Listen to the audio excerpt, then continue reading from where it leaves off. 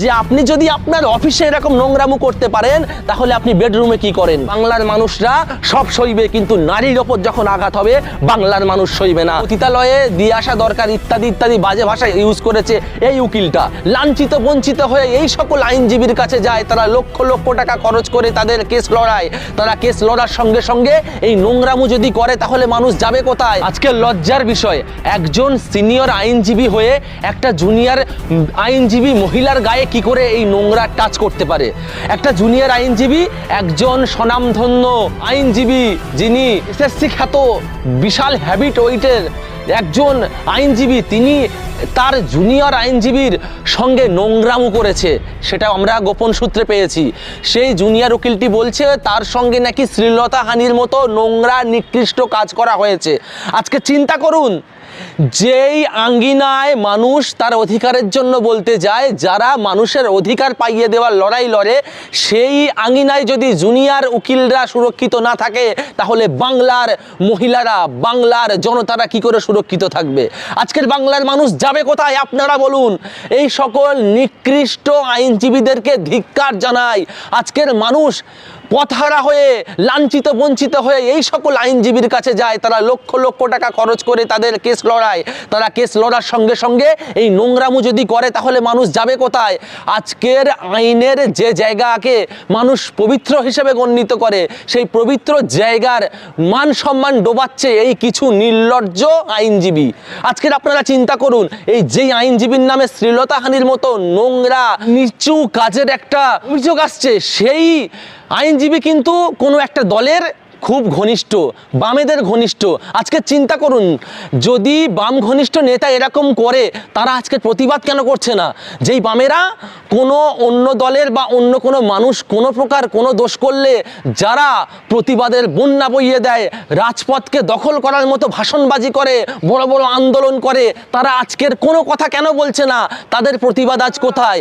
আজকের কি মানুষ দেখতে পাচ্ছেন না? এদেরকে সব দেখতে পায় মানুষ, সব দেখছে এবং এদেরকে বুঝিয়ে দেবে। এরা নিজেদেরকে বড় বড় কমিউনিস্ট বলে দাবি করে, এরা বড় বড় ভাষণ দেয়, এরা নাকি মানুষের জন্য রাস্তায় থাকে।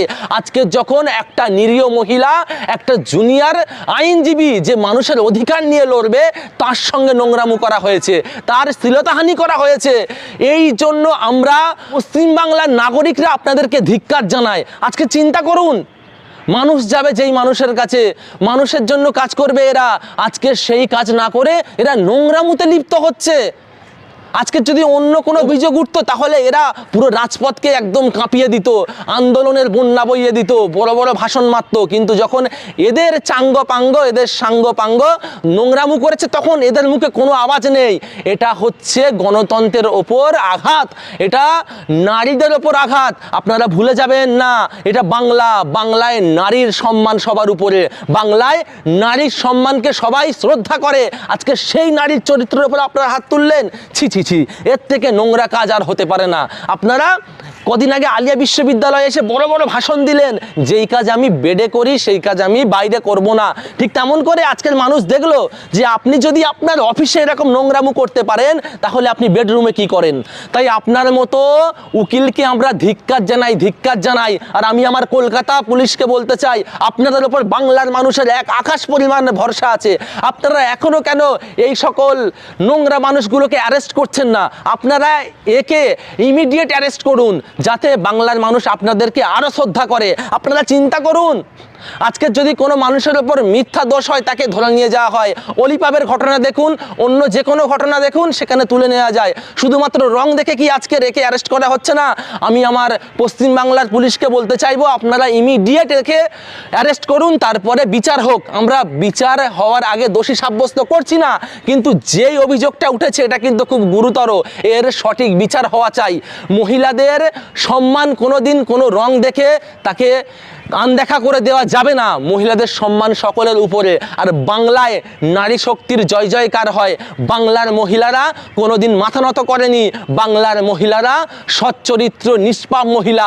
এদের সঙ্গে যারা নোংরামু করবে তাদের আমরা বাংলাবাসীরা সকলে মিলে তার বিরুদ্ধে প্রতিবাদ করব। আজকের প্রতিবাদ করছি, আগামীতেও প্রতিবাদ করব। এই সকল নোংরা কাজ কারবার যারা করবে তাদেরকে আমরা ছেড়ে কথা বলবো না। সে যেই রঙের হোক, যেই ধর্মের হোক, আর যে যেই পতাকা নিয়ে ঘুরুক না কেন আমরা কাউকে মানি না। এটা বাম শাসন নয়, এটা মমতা বন্দ্যোপাধ্যায়ের শাসন চলছে, যেখানে প্রত্যেক জাতির মানুষ, প্রত্যেক নর নারী মাথা উঁচু করে বাঁচবে, মাথা উঁচু করে চলতে জানে। সেই জায়গায় দাঁড়িয়ে আজকের কলকাতা মহানগরীর মতো জায়গায় আপনাদের বামেদের কিছু চামচারা এই নোংরামু করে বেড়াচ্ছে। ইতিপূর্বে আপনাদের কিছু চামচারা মহিলা ঘটিত কেসে জড়িয়েছে, ফের এখন জড়িয়েছে। আমরা এর তীব্র প্রতিবাদ করছি এবং আমরা চাই যেন ওই মহিলাটি, আমার বাংলার কন্যা, আমাদের বাংলার মর্যাদা, আমাদের বাংলার হচ্ছে অহংকার, ওই মহিলাটা যেন সঠিক বিচার পায়। আজকে যদি এই সকল মহিলারা বিচার না পায় তাহলে কিন্তু মানুষ আপনাদের ওপর আশ্বাস ভরসা সব হারিয়ে ফেলবে।